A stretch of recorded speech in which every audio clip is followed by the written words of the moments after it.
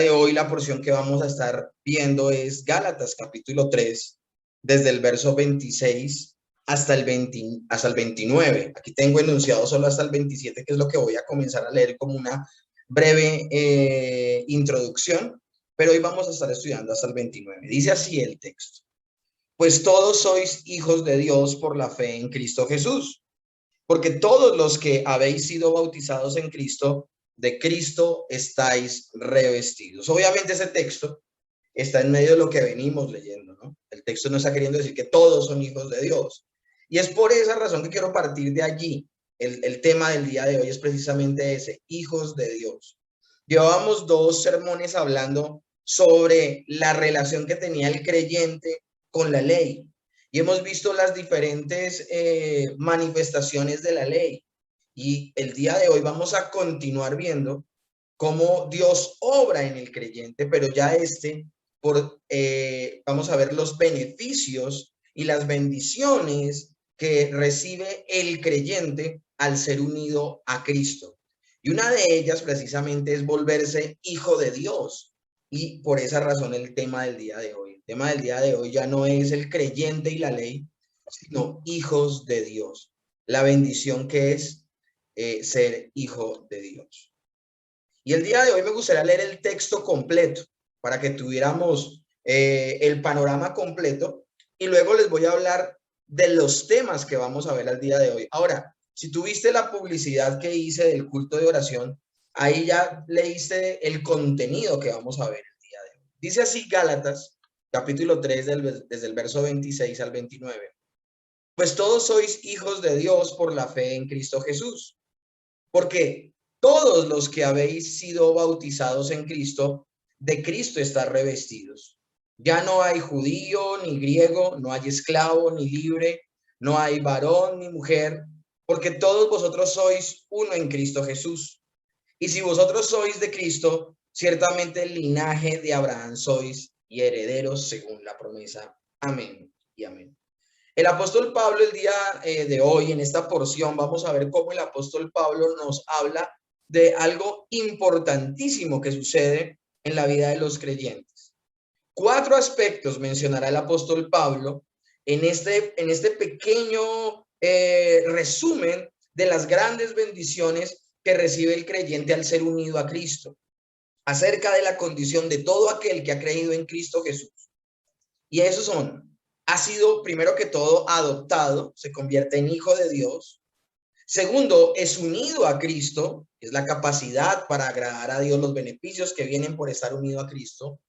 Tercero, nos muestra el apóstol Pablo en esta pequeña porción que no hay distinción, es decir, que no existen privilegios para unos o pasos intermedios para crecer al interior de la iglesia, porque hay como diferentes facciones al interior de Cristo. No. Los creyentes todos son hijos de Dios y todos son de la misma categoría, hijos de Dios. No hay niveles, no hay subniveles, ni tampoco hay diferenciación entre las bendiciones. Es que yo tengo que ser de tal raza, de tal etnia, de tal género, de tal nivel social para poder ser hijo de Dios. No, para nada. Y finalmente el texto nos deja ver la herencia eterna, que verdaderamente somos salvos y viviremos toda la eternidad en la gloria con el Señor. Eso es lo que vamos a ver el día de hoy. Pero también debemos aclarar desde el inicio del sermón que todo esto no lo puede alcanzar el creyente. Por más que se esfuerce el creyente, no puede tomar por sí solo esto. Esto, de hecho, el creyente no lo obtiene luego de ser salvo, sino que ya lo tiene por ser salvo. Algo maravilloso ahorita viene con la nueva materia que vamos a comenzar en el seminario de los miércoles de teología sistemática, que es soteriología. Y allí vamos a ver el orden de la salvación. Eso se llama en latín el ordo salutis, que es el orden de la salvación. Y se trata como de organizar cada uno de los eventos de manera lógica, más que cronológica, porque muchos de esos eventos suceden de manera simultánea. Pues entonces vamos a nombrar en esas clases que vamos a tener, toda esa materia, vamos a mencionar todo lo que sucede cuando la persona nace de nuevo. Y vamos a mencionar cada uno de esos aspectos que vamos a ver el día de hoy. Muy someramente los nombra muy generalmente el apóstol Pablo en la carta, pero que si ustedes quieren saber más sobre este tema, les invito a que participen de esa materia el día miércoles. Dios mediante vamos a comenzar la de este miércoles en 8. Entonces, para que lo tengamos muy en cuenta. Comencemos y partamos el día de hoy de cómo terminamos la semana inmediatamente anterior. Gálatas capítulo 3, verso 25 al 26 dice: pero venida la fe, ya no estamos bajo ayo, pues todos sois hijos de Dios por la fe en Cristo Jesús. Miren cómo se unen en esos dos versículos el antes y después de Jesucristo. Y no estoy hablando de una fecha cronológica, estoy hablando de tu vida y la mía. Estoy hablando de cuando la persona pasa de ser un no creyente a ser un creyente. Cuando la persona pasa de estar muerto espiritualmente a tener vida espiritual. Cuando la persona nace de nuevo. Dice, pero venida la fe, ya no estamos bajo ayo. Hay una completa diferenciación. Y es por esa razón que es bueno comenzar el día de hoy aclarando lo que hablamos la semana inmediatamente anterior acerca de la ley. Hablábamos que la ley nos confinaba, era como una especie de carcelero, la ley, que nos confinaba a la justicia de Dios. Y por eso entendíamos que la justicia, ese Dios santo que pide que todos seamos perfectos, entendemos que lo único que merecemos es la condenación eterna. Y por eso, como la ley nos deja ver nuestra patente condición de perdición, nos lleva a clamar por la misericordia de Dios. Entonces, la ley, una de los usos de la ley, una de las maneras en que se relaciona el creyente con la ley, es que la ley nos muestra lo perdidos que estamos. Pero también hablábamos de que la ley es un ayo que nos conduce a Cristo. Y hablábamos que un ayo era el esclavo que conducía a los hijos de su amo y los enseñaba y los capacitaba para que estos niños de su amo aprendieran y pudiesen entender. Ahora, ellos se comportaban bien en una reunión social, en una actividad familiar, porque ahí estaba el ayo diciéndoles cómo comportarse. Ellos se comportaban bien en la escuela, se comportaban bien de camino hacia los lugares que salían de turismo o de peregrinaje, y se portaban muy bien porque ahí estaba el ayo que les estaba diciendo y aconsejando cómo era la mejor manera más educada de comportarse. Ahora, en el momento que se le salía de control, él tenía aún la responsabilidad y tenía la autorización del padre de familia aún de castigar, de corregir a los hijos de su amo para que se comportaran bien. Pero eso sucede, mis hermanos, y hoy quiero hacer una categórica diferenciación. El verso 25 dice, pero venida la fe, ya no estamos bajo ayo. Es decir, mis hermanos, que nosotros nos relacionamos con la escritura de una manera antes de convertirnos y nos relacionamos de otra forma con la escritura luego de habernos convertido. ¿Por qué? Porque algo sucede en nuestro interior y crecemos. Y este término crecer, ahora, el no creyente, cuando pasa a ser creyente, no crece. Lo que pasa es que el no creyente muere y nace el creyente. Ese es el nuevo nacimiento, por la operación del Espíritu Santo, por la habitación del Espíritu Santo en la vida del creyente. Cuando nace de nuevo, se convierte en un creyente, pero tan pronto nace de nuevo, comienza inmediatamente su crecimiento espiritual. Por eso el texto de Gálatas 3:26 dice, sois hijos de Dios por la fe en Cristo Jesús. Y mis hermanos, es importante que entendamos algo.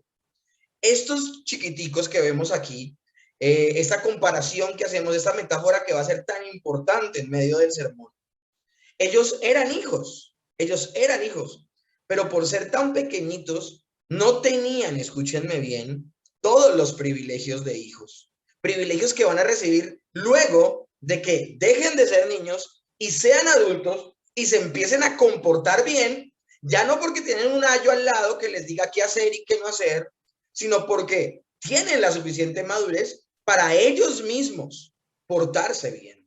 Ya no va a ser un agente externo diciéndoles háganle, háganle, háganle, sino que va a ser un agente interno. El Espíritu Santo, si hacemos la comparación de la metáfora a la vida del creyente, Ya no va a ser la ley diciéndote, mira, te portaste mal, hiciste eso, hiciste aquello, sino que va a ser el Espíritu Santo el que te va a impulsar a obedecer la ley. Ese es el horizonte que tenemos el día de hoy con el sermón. Hacia allá es que estamos apuntando, mis hermanos. Y mis hermanos, es importante que para entender estos textos nosotros no desliguemos el texto de la metáfora.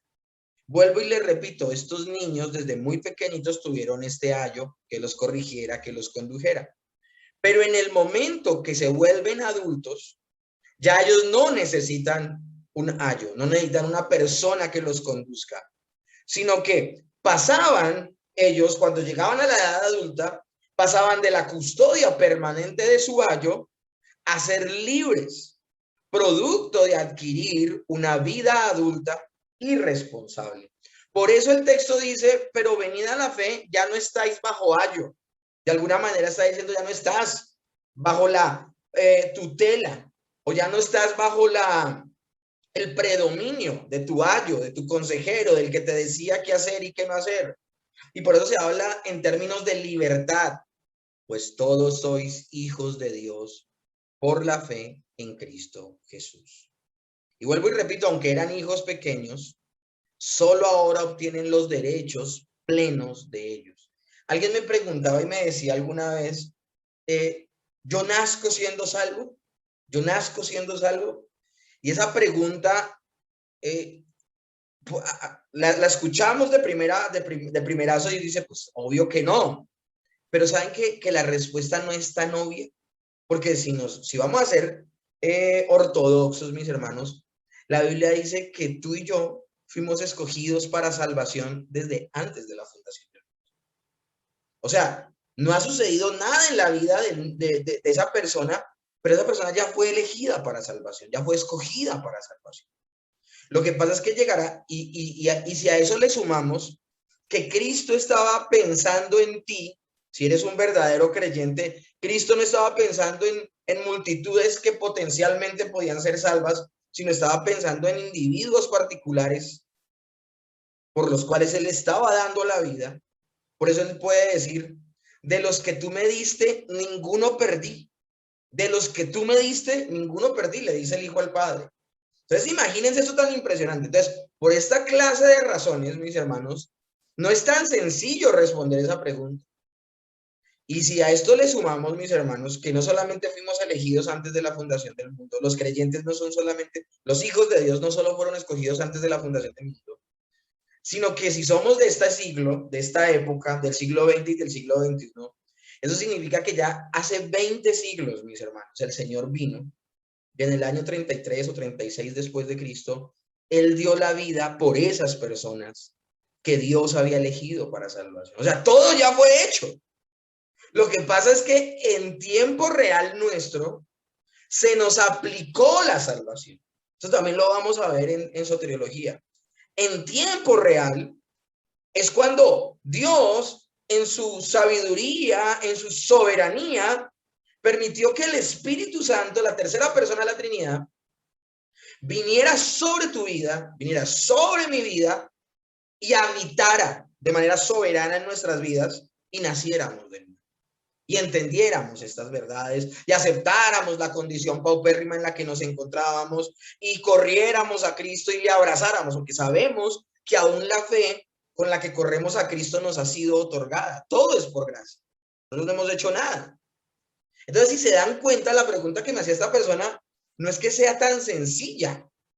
Esta persona técnicamente se salva solo cuando Cristo, escúchenme bien, muere por él en la cruz. Pero eso fue, mis hermanos, hace más de 2000 años.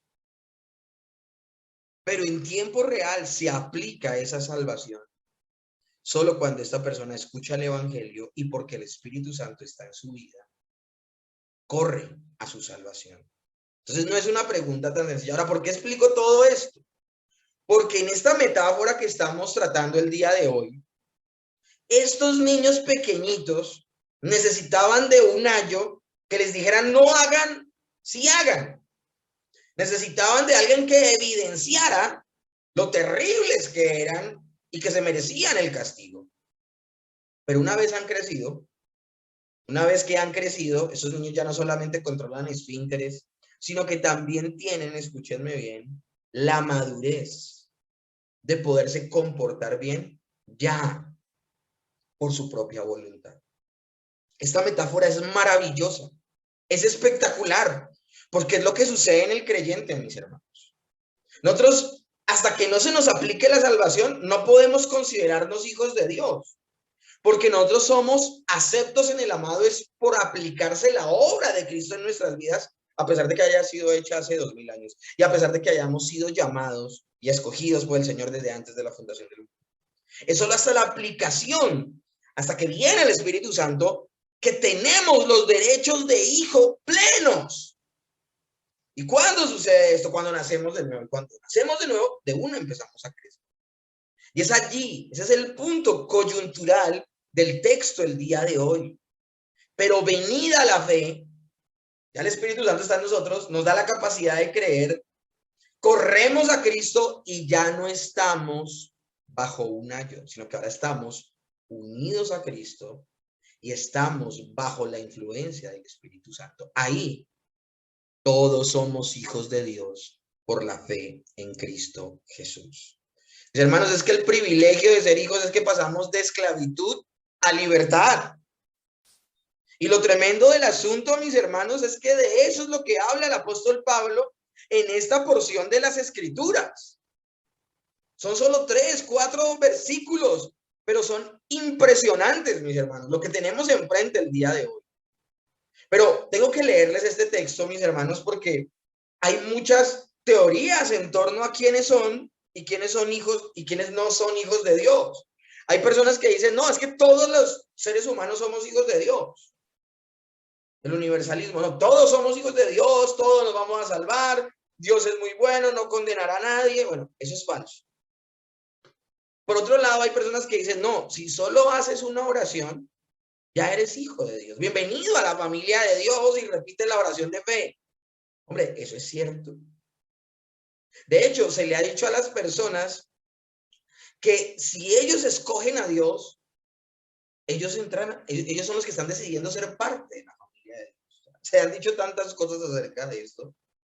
Y lo tremendo del asunto, mis hermanos, es que nosotros vemos en la Escritura que los hijos de Dios no nacen por voluntad de carne ni de varón, sino solo de Dios. Y el texto que quiero leerles es Juan 1:12, dice, mas a todos los que le recibieron, a los que creen en su nombre, les dio potestad de ser hechos hijos de Dios. Ahora, cuando hablamos de a los que lo recibieron y a los que creen en su nombre, estamos hablando de que nadie puede resistir a Dios. Y si Dios escoge habitar en la vida de una persona, esa persona no se va a poder resistir. Y mis hermanos, si dice que lo recibieron fue porque el Espíritu Santo vino soberanamente sobre ellos y les dio la suficiente fe para creer en el nombre de Jesús. En ese momento se les da la potestad de ser hechos hijos de Dios. Palabras más, palabras menos, mis hermanos, lo primero que sucede en la vida de un creyente cuando ha nacido de nuevo es que pasa de ser por naturaleza un hijo de ira, lo mismo que los demás, como dice Efesios, y pasa a ser, mis hermanos, hijo de Dios. Ahora, yo no sé si ustedes alcanzan a dimensionar lo que significa esto de ser hijo de Dios. No sé si lo alcanzamos a dimensionar, no sé si alcanzamos a dimensionar qué significaba ser hijo de ira, lo mismo que los demás. Juan capítulo 3, verso 18 dice que los que no creen en Jesús ya han sido condenados. Sencillamente están esperando esa al día de la ira del Señor y que toda esa ira recaiga sobre ellos. No más. Pero nosotros entendemos lo que es por el hecho de estar unidos a Cristo ser hijos de Dios. Pasar de ser enemigos de Dios a ser hijos de Él. Para que más o menos lo entendamos. En la parábola del hijo pródigo le dice al padre, o sea, él tiene planeado, porque creo que ustedes leen el texto con cuidado, se van a dar cuenta que casi que el padre ni le permite decir eso. Él planea, dice, iré a la casa de mi padre y le diré que he pecado contra el cielo y contra él, y que no soy digno de ser llamado su hijo. Pero él tiene todos estos planes y el papá lo ve de lejos y el papá corre hacia él y lo abraza y lo recibe como hijo y lo perdona. Eso es lo tremendo del asunto, mis hermanos. Quien tomó la iniciativa de salvarnos fue Dios. No fuimos nosotros. Si en nosotros había algún deseo, algún sentimiento, alguna necesidad de Dios, fue Dios, al darnos vida, quien la despertó. Nosotros no nos podemos dejar eclipsar por nuestras señales de vida. Si nosotros dimos señales de vida espiritual, no es porque eran innatas en nosotros. Si dimos algunas señales de vida espiritual, como estar inconformes con nuestra vida pecaminosa, o buscar de la escritura, o congregarnos, o buscar consejo bíblico, o que alguien nos predicara, si prestamos atención a lo que nos decían desde el púlpito, o algún amigo que nos evangelizó, todas esas señales de vida, Señor, sencillamente significaban que ya Dios estaba obrando en ti y en mí, no que nosotros hayamos tomado la iniciativa. ¿Cómo es posible entonces, mis hermanos, que siendo enemigos de Dios, en la persona de su Hijo, el Padre no solo nos perdona, sino que además de eso nos reconcilia en Cristo y nos vuelve sus hijos? Es algo impresionante. Nos adopta. Nos hace parte de la familia de Dios. No sé, mis hermanos, a veces esto no se predica mucho en la parte del proceso de la salvación, pero es que la adopción es uno de los fenómenos que muestran la grandeza del amor de Dios, mis hermanos. No nos merecíamos ser sus hijos. Miremos al hijo pródigo diciéndole, no merezco que me llames tu hijo. Es que es por gracia, mis hermanos, es por su misericordia. Y ahora, mis hermanos, que somos hijos de Dios, que hemos sido aceptos en el amado, que hemos sido adoptados, ahora que estamos unidos a Cristo, al estar unidos a Cristo, mis hermanos, se nos da la capacidad. ¿Eso qué significa? El Espíritu Santo, al habitar en nuestras vidas, nos une a Cristo. Alguien llamaba al Espíritu Santo el nudo que nos une a Cristo. Y el Señor Jesucristo en Juan capítulo 15, cuando habla de la vid, dice, yo soy la vid, vosotros los pámpanos. Y empieza a hablar que todo pámpano que permanece en mí, llevará fruto y mucho fruto. Y aquí yo quiero que entendamos algo, mis hermanos. Nosotros en sí mismos no tenemos la capacidad de producir fruto. Es decir, fruto digno de arrepentimiento, ver el fruto del carácter, que son el fruto del Espíritu Santo, amor, gozo, paz, bondad, benignidad, ver una vida cambiada. Nosotros no tenemos en nosotros mismos esa capacidad. Cuando habita el Espíritu Santo en nosotros y somos unidos a Cristo, el estar unido a Cristo, el estar unido a la vid, y como dice la Escritura, que la rica savia corra por nuestras vidas, por estar unido a Cristo, es el estar unido a Cristo el que nos da la capacidad de llevar fruto. Imagínense esto. Por eso si se arranca un pámpano de la vid, el pámpano por sí solo no da fruto. Porque el pámpano da fruto en la medida de que esté unido a la vid. Por eso el Señor dice, separados de mí, nada podéis hacer. Pero así como es de imposible que una persona dé fruto, o lleve fruto más bien, separado de Jesús, así de imposible es que un verdadero cristiano, una vez unido a Cristo, se pueda separar de él. Porque así como el Espíritu Santo vino a habitar en el creyente de manera permanente, ya nunca se va a ir, tampoco el creyente, una vez unido a Cristo, se puede separar de él. O sea, el nuevo nacimiento es un acto que no tiene vuelta atrás, que no tiene reversa, sino que solamente trae, si la persona es responsable, obviamente, crecimiento, mis hermanos. Pero entonces estamos recibiendo capacidad ¿para qué, mis hermanos? Estamos recibiendo capacidad para vivir para la gloria de Dios. Y es por esa razón, si retomamos nuevamente la metáfora, donde decíamos que el niño creció Y ya el niño no necesita un agente externo que le esté diciendo, mire, cuidado, hace esto, mire, cuidado, hace lo otro, mire, cuidado, hace aquello, sino que la persona ya creció y tiene el carácter para decir, ojo con hacer esto, ojo con hacer lo otro. Ya es una obra interna. Eso pasa con el creyente. El creyente cuando nace de nuevo ha sido bautizado en Cristo. Y esto de bautizado en Cristo, más allá de hablar del bautismo como ordenanza, a lo que se refiere es a lo que significa la palabra bautismo. La palabra bautismo viene de la palabra baptismo, que significa sumergir. Y era un proceso que le hacían a las ropas para teñirlas. Las sumergían en el tinte y el tinte se unía a la tela y ya era indisoluble esa unión. Ya la tinta, eran tintas muy caras, eran tintas muy costosas, que eran tan buenas que al teñir la ropa, ya ese color no se podía separar de esa ropa. Eso es lo que sucede con el creyente y Cristo. Al unirse, ya no se pueden separar. Nosotros al nacer de nuevo somos unidos, somos sumergidos, somos unidos a Cristo, nos identificamos con su muerte y su resurrección, morimos a nuestra antigua manera de vivir, a nuestra vieja manera de vivir, resucitamos a una nueva manera de vivir y ya no podemos ser los mismos. Por eso desde nuestro interior ya buscamos cumplir y obedecer la bendita palabra de Dios. Ya no necesitamos que la ley constantemente nos acuse para caer en cuenta, sino que ahora nosotros amamos la Escritura.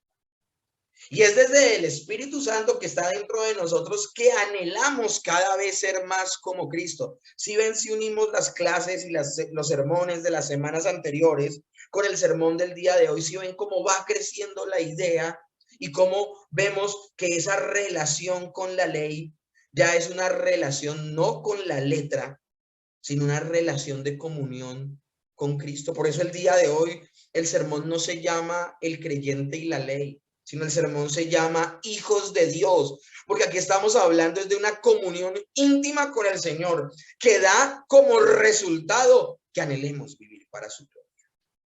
Ahora, si hay creyentes que luego de nacer de nuevo, no están trabajando por ser cada día como el Señor.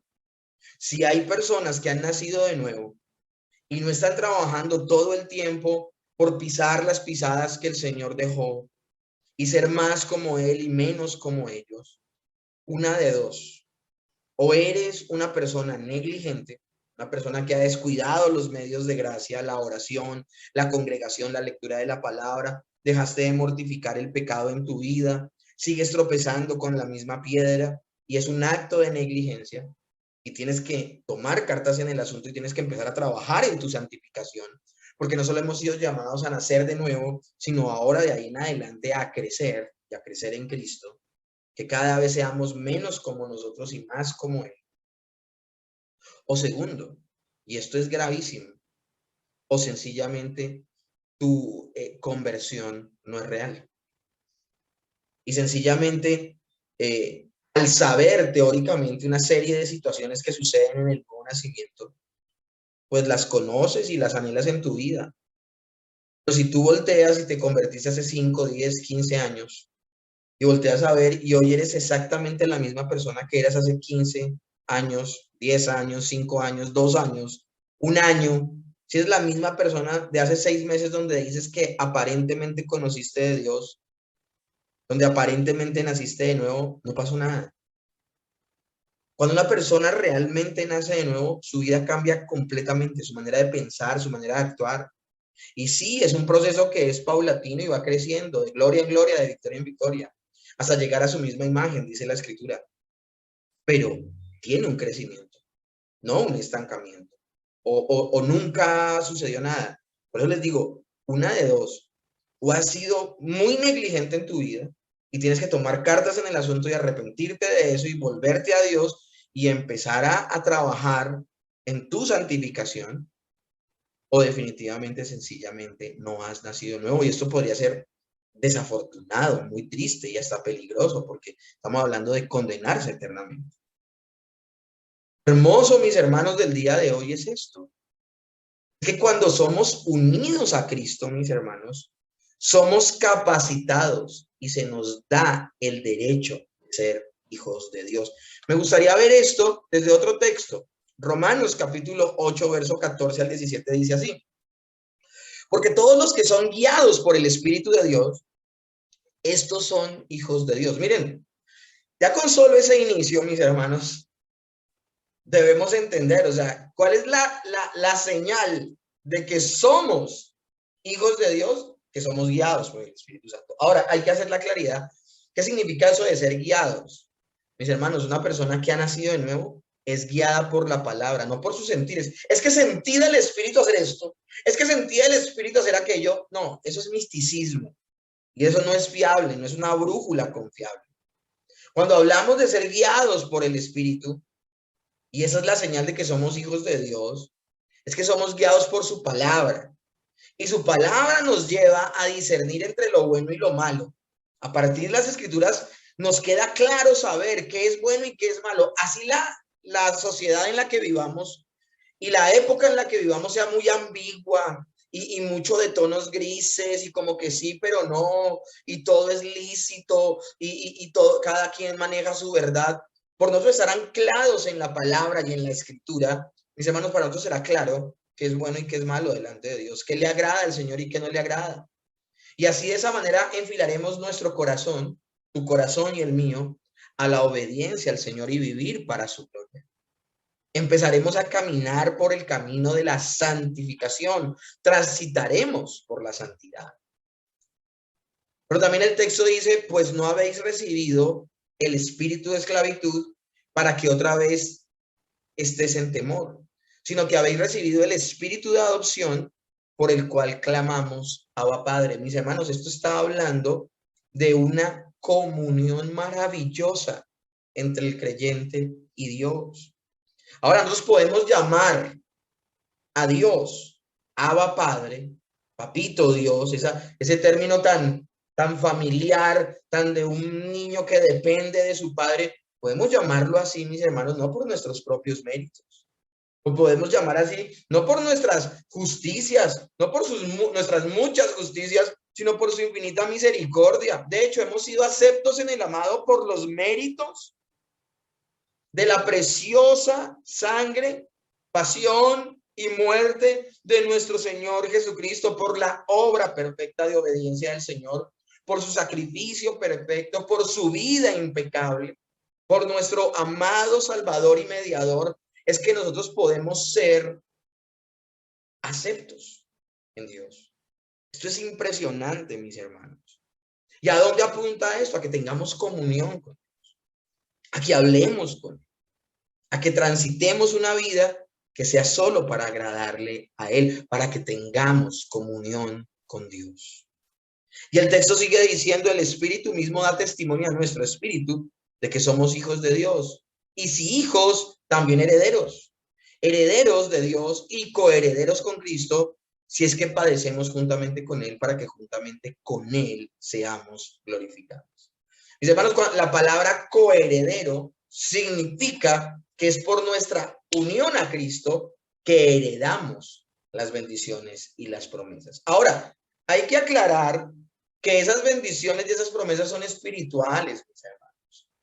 Todo lo que heredamos y todas las bendiciones que el Señor nos da por medio de los méritos de la obra de Cristo, mis hermanos, apuntan es a la vida eterna, una verdadera herencia reservada por toda la eternidad.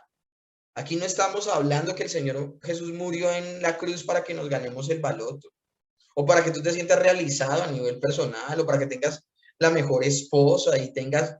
No, no, eso no es, mis hermanos. Yo no estoy diciendo que no sea bueno tener una vida cómoda, una vida donde, hombre, uno pueda realizar una labor, una profesión de la mejor manera profesional, que uno tenga un hogar donde uno pueda ser feliz. No, todo eso es una bendición. Pero, mis hermanos, todo eso lo puede tener una persona sin necesidad de que Jesús muera en la cruz. Y mis hermanos, lo importante acá es que nosotros entendamos el por qué lo hizo el Señor. Dios se hizo hombre para salvar al hombre de una inminente condenación eterna. O sea que el propósito era salvación eterna. Y por lo tanto, las bendiciones a los que somos acreedores son bendiciones espirituales y bendiciones que apuntan a la eternidad. Somos coherederos de esas bendiciones, porque solo unidos a Cristo podemos heredarlas. Las heredó Cristo, y por estar nosotros unidos a Él, somos coherederos juntamente con Él. Entonces, mis hermanos, ya les mencioné las 4 formas en que el apóstol Pablo en este tema nos habla, nos llama la atención y nos dice qué es lo que hace Dios en la persona del Hijo que acaba de ser redimido por la obra de Cristo. Pero nosotros debemos tener en cuenta algo, mis hermanos, y no podemos caer en semejantes y tremendos errores. Hay personas que, cambiando el orden de los acontecimientos, piensan que es por su esfuerzo humano, que piensan que es por su manera de obediencia, y eso es lo que nos tiene reunidos con esta carta de los Gálatas. Los Gálatas, habiendo comenzado por el Espíritu, ahora estaban terminando por la carne. Porque ellos habían sido salvos sin haber hecho absolutamente nada, habían sido aceptos en el amado, habían visto los beneficios de una verdadera fe, y se dejan endulzar el oído por una herejía donde les dice que es por su buen comportamiento que el Señor los aceptará y que ellos necesitan portarse bien. Hay personas que cambian el orden de los factores, y en cuanto a la salvación, cambiar el orden de los factores es gravísimo, mis hermanos. Hay gente que piensa que por portarse bien es que Dios te acepta a ti y me acepta a mí. Nosotros hemos hablado en las últimas predicaciones y en los últimos sermones de Gálatas que sí, es verdad, no es por la observación de la ley y por nuestra perfecta obediencia que nos salvamos.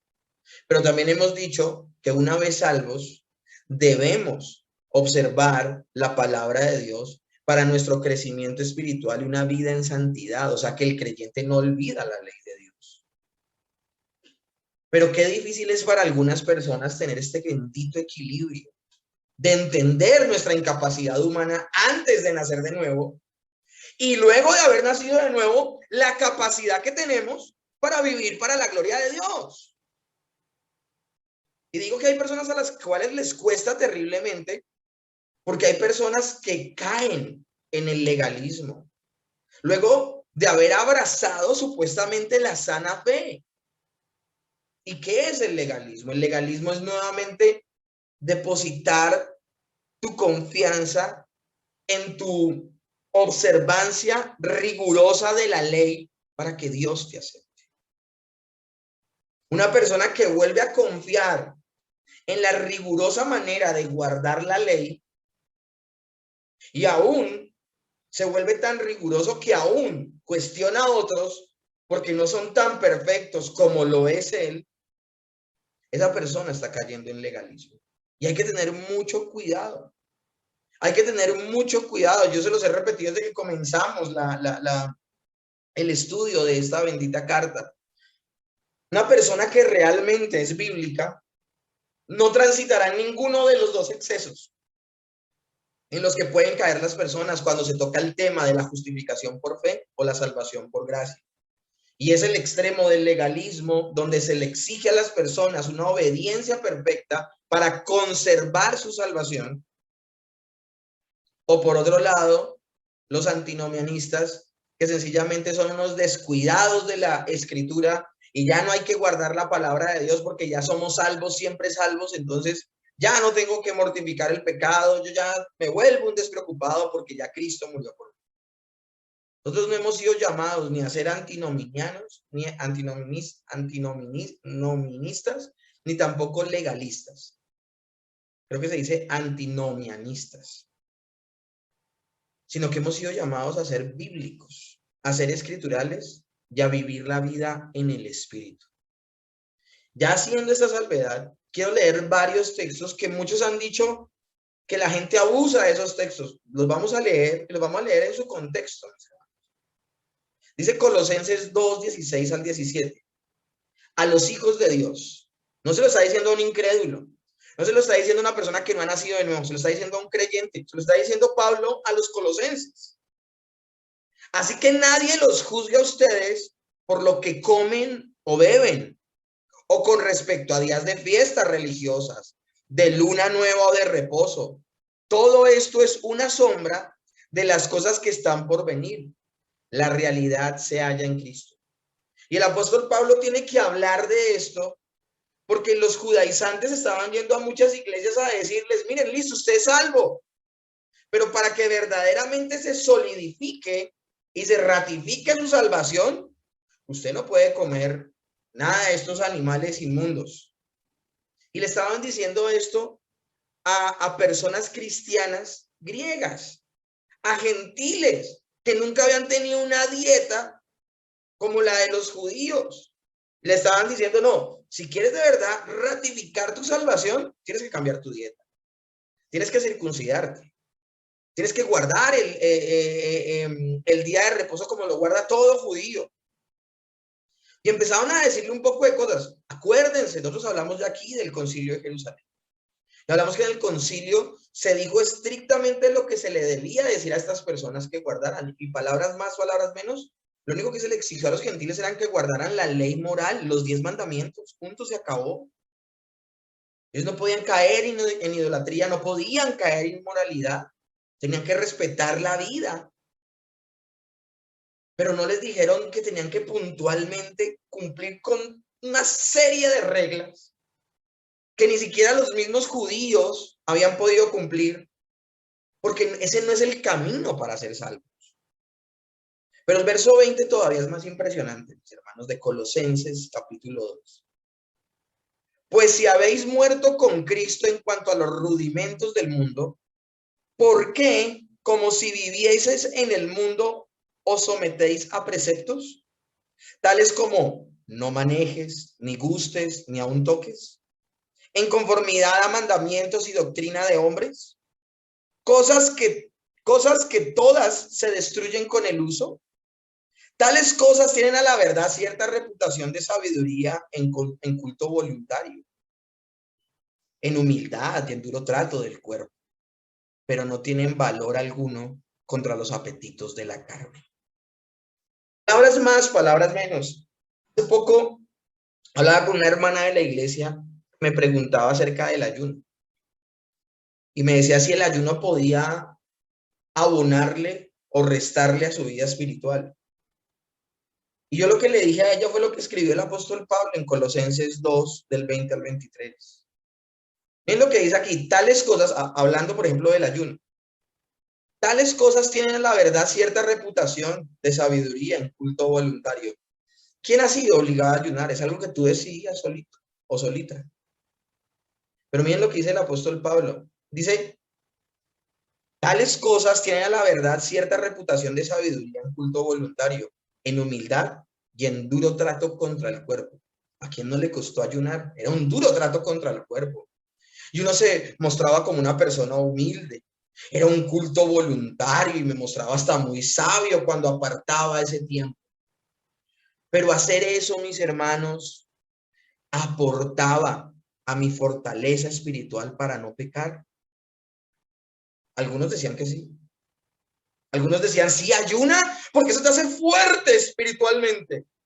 ¿Qué dice la Biblia? Y es aquí donde tú decides si sigues aplicando en tu cristianismo lo que a ti te parece o a ti te enseñaron o lo que dice la escritura. ¿Qué dice la escritura? Sí, yo entiendo que esas costumbres y esos ritos pueden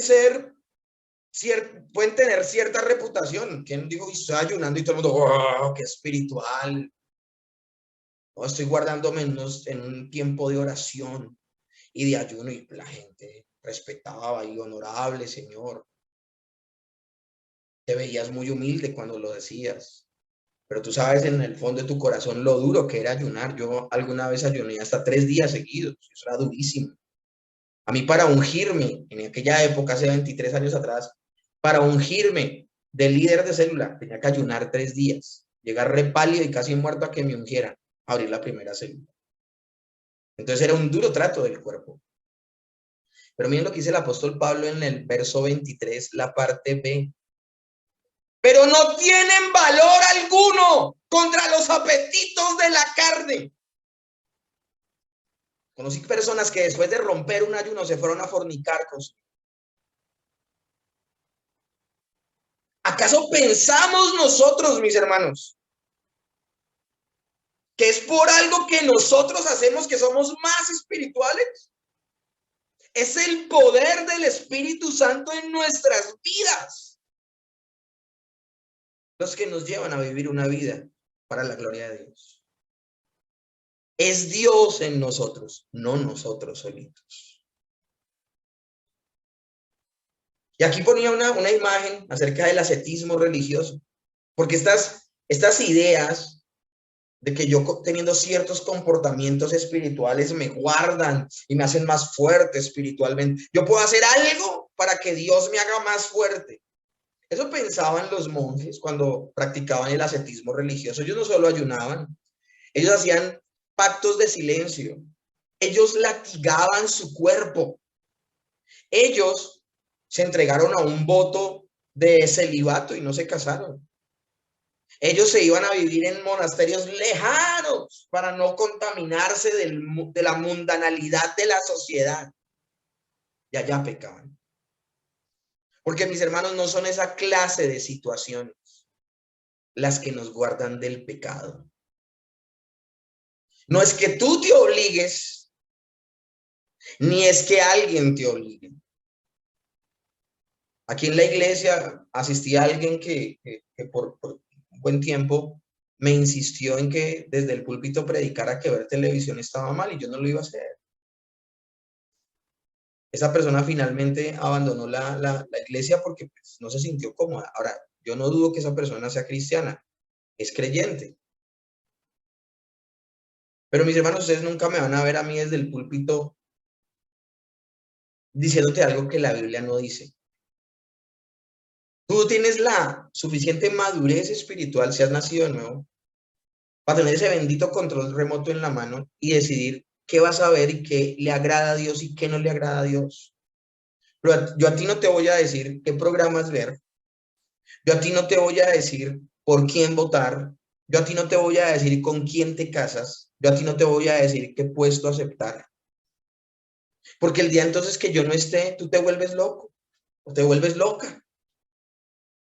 Si en verdad el niño creció, no necesita un ayo. Si verdaderamente pasaste de incredulidad a ser un creyente, si pasaste de ser esclavo del pecado a ser hijo de Dios, el mismo Espíritu Santo que habita dentro de ti te redarguirá, te dará convicción de pecado, de justicia, de juicio. El mismo Espíritu Santo que habita en ti te conducirá a vivir para la gloria de Dios. A mí me llamó el Señor a ser pastor, no a ser un espía, no a ponerte micrófonos en la casa, a seguirte a donde vas. No, o sea, eso es tú y Dios. Pero lo triste es que veo que hay comunidades religiosas que desde el púlpito todo el tiempo dan desde el púlpito discursos moralistas, donde a la gente le dicen no puedes o puedes. Comunidades enteras de personas que no han nacido de nuevo y no hacen muchas cosas malas, pero en su corazón se mueren de ganas por hacerlas y ahí ya pecaron. Porque eso se llama codiciar. Una persona que no ha nacido de nuevo no puede dejar de pecar. Y así no lo haga, codiciará hacer lo que no puede hacer. Mientras que una persona que ha nacido de nuevo no tiene que tener un policía al lado diciéndole qué hacer o qué no hacer. Y antes, desde su interior, vendrá el deseo y la necesidad de vivir para la gloria de Dios y vivir en santidad. Por eso no hay una contradicción más grande, mis hermanos, que decir que una persona es cristiana y no se guarda en santidad. Por eso les hablaba, o es un negligente completo o verdaderamente no ha nacido de nuevo. Entonces, mis hermanos, hagamos un alto en el camino. y está prohibido prohibir. Nunca yo me voy a parar a decirte, tienes rotundamente, no, yo te voy a decir, la escritura dice esto. Tú verás si lo haces. Ahora, si no lo haces y perseveras en ese comportamiento, no puedes pertenecer a la iglesia. Y se te comenzará una disciplina eclesiástica. Porque eso no quiere decir que está el cagüeteando a que hagan lo malo, no. Pero la fuente a través de la cual las personas se guardan en santidad no es el hombre, es Dios. Y por esa razón, mis hermanos, vuelvo y repito, aquí no se trata de que dejes de hacer, sino que en verdad no solamente lo dejaste de hacer, sino que lo dejaste de anhelar. Mortificas tu pecado, vives para la gloria de Dios y demuestras que eres un hijo de Dios. Porque todos los que habéis sido bautizados en Cristo, de Cristo estáis revestidos. Yo les acabo de explicar a ustedes lo que significaba el término bautizados en Cristo, ¿no? Estamos unidos a Él. No estaba hablando puntualmente de la ordenanza, ya se los expliqué. Dice, porque todos los que han sido unidos a Cristo, sumergidos en Cristo, empapados de Cristo, teñidos de Cristo, de manera indisoluble, ya no nos podemos separar de Cristo, porque todos los que habéis sido bautizados en Cristo, de Cristo estáis revestidos. Yo no podría decir, mis hermanos, que el texto está hablando sencillamente precisamente de estar unidos al Señor. Pero no, mis hermanos, creemos que también está haciendo nuevamente referencia a la metáfora de la que venimos hablando de dejar al ayo. Cuando el niño crecía y dejaba de tener un ayo que le dijera todo el tiempo qué hacer, a ese niño que ya era adulto se le daba como señal de que había llegado a la adultez un vestido nuevo que se le llamaba toga virilis, o como decir vestido de adulto. Y era ropa que se ponía dejando de ser niño y mostrándose a la sociedad como una persona responsable. Entonces, mis hermanos, esto es importantísimo, mis hermanos. Revestirse de Cristo, palabras más, palabras menos, es compórtate como lo que dice ser. Dice ser un cristiano, compórtate como tal. Piensa como tal, actúa como tal, vive como tal. Pero también el texto dice algo, porque todos. Y esto de porque todos los que habemos sido bautizados en Cristo, de Cristo estamos revestidos. Sigue diciendo el apóstol Pablo lo siguiente, y esto es importantísimo, y ya con eso estamos cerrando el día de hoy. El apóstol Pablo dice, ya no hay judío ni griego, no hay esclavo ni libre, no hay varón ni mujer, porque todos vosotros sois uno en Cristo Jesús.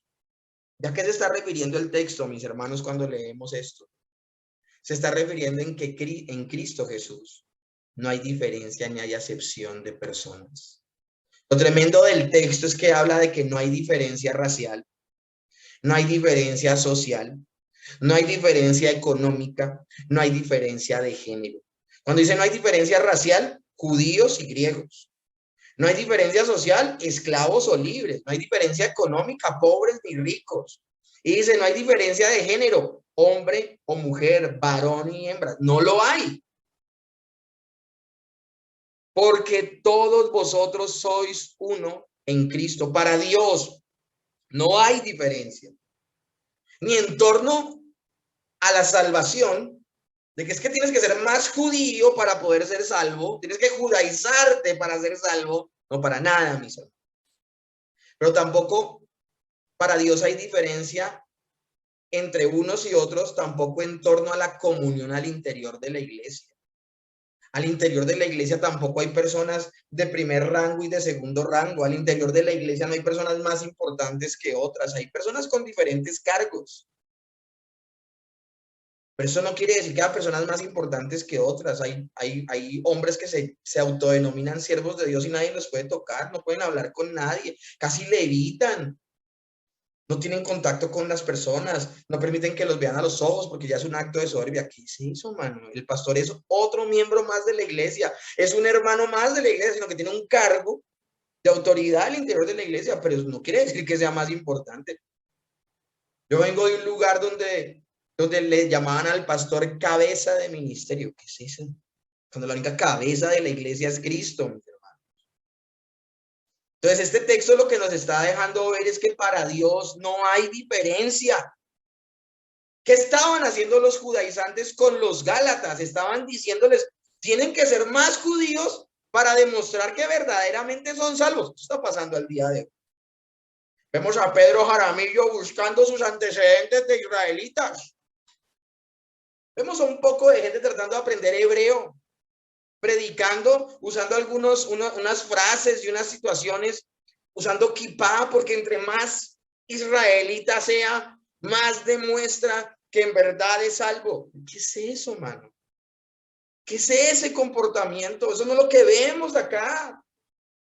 ¿Dónde el apóstol Pablo? ¿Dónde el apóstol Pedro? ¿Dónde el mismo Señor Jesucristo promovió eso? Lo hablábamos semanas atrás. Iglesias de solamente una entidad racial, o afrodescendientes, o latinos, o gente blanca, o gente oriental nomás. Y si no llenas los requisitos étnicos, no puedes entrar a la congregación. ¿Pero qué es eso? Eso no tiene presentación alguna. Cuando la gran comisión es llevar el evangelio a todas las naciones de la tierra. Entonces, mis hermanos, estamos viendo aquí cosas que nos están aterrizando en nuestra fe. No hay diferencia entre judíos ni gentiles, dice Romanos 10 del 12 al 13. Pues el mismo Señor es Señor de todos y bendice abundantemente a cuantos lo invocan, porque todo el que invoque el nombre del Señor será salvo. Tú no tienes que ser más judío para ser salvo. Entonces, mis hermanos, debemos tener mucho cuidado con el destructivo legalismo, con dejarnos segregar como iglesia y por estos pensamientos. Y el verso 29 dice, y si vosotros sois de Cristo, ciertamente linaje de Abraham sois y herederos según la promesa. Y mis hermanos, con esto cierro. Las promesas dadas a Abraham. Hay personas que dicen, no, es que entre más judío seas, más hijo de Abraham serás. Los fariseos se paran delante del Señor Jesús y le dice, tenemos a Abraham por padre. Y el Señor Jesús le responde esto en Mateo. Y no penséis, bueno, esto se lo dice más bien Juan el Bautista a los fariseos. Y no penséis dentro de vosotros mismos, a Abraham tenemos por padre, porque yo os digo que Dios puede levantar hijos a Abraham aún de estas piedras. El Señor Jesús le dice a estos fariseos que se exaltaban y decían somos hijos de Abraham, el Señor Jesús les dice, ustedes no son hijos de Abraham. Si ustedes fueran hijos de Abraham, las obras de Abraham harían. Ustedes tan solo son hijos del diablo. Se le acerca al Señor Jesús una mujer sirofenicia. Eso quiere decir una mujer más gentil para dónde. Tenía descendencia sirofenicia, o sea, una cosa increíble.